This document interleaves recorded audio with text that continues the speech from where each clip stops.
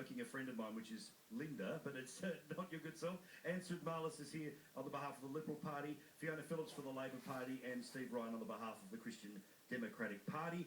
We've got about 10 minutes left on the telly, so let's race through as much of this as possible. If you guys want to stick around and answer a couple of questions after, we'll do it off the air. But what's your name? What's your question? Okay, my name's Lorraine, and I want to articulate a premise on which my question is based, and that is that investment in education is the best thing you can do for any economy and any society. So given that premise, and the fact that Australian education standards are actually going backwards, I would address my question to Anne and ask why the Liberal Party has decided not to fund Gonski reforms to 2020 to the fullest on an equal footing with the Labor commitment, which is $4.2 billion. I'm not talking about the next 2 years, Anne. I'm talking about the next 4 years and to the complete expectations of the Gonski Reform Committee. Okay. Yeah. So, we've had a sort of semblance of a discussion on this before, and I was a science teacher, so I know the true and utter value of education in our community. I also know that we are putting in 8% increase in funding over the next year on year in our education system and not taking a single cent away from it. So all the amazing programs that are going on in our local schools right now, which are increasing the literacy levels, increasing the numeracy levels, putting STEM into our classrooms, because I've got some fantastic schools in Gilmore, they will continue.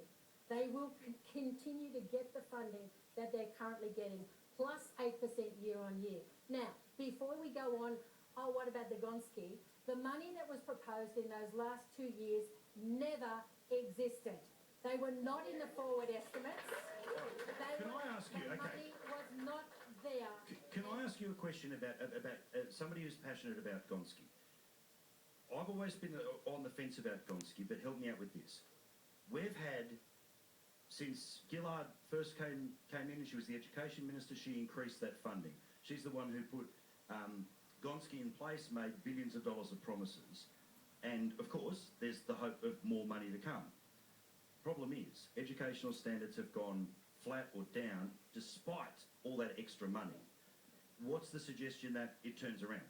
Could I just clarify?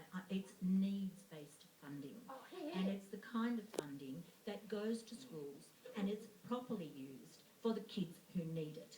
And these are your kids in need, your low-achieving kids in particular. And it's how you spend the money, and it's the long-term spending of that money and the research that's behind the kind of learning experiences that are provided to children that Gonski funding allows for. So I'm not talking STEM, I'm talking needs-based I am going to take the funding. microphone out of your hand, and that's going to get ugly. And I'm gonna- Because last time I checked, I'm probably going to be able to Good do it. on you, Thank you very Lorraine. much. All right, we've done Gonski. All right, we've done Gonski, we've done negative gearing, we've done all of that.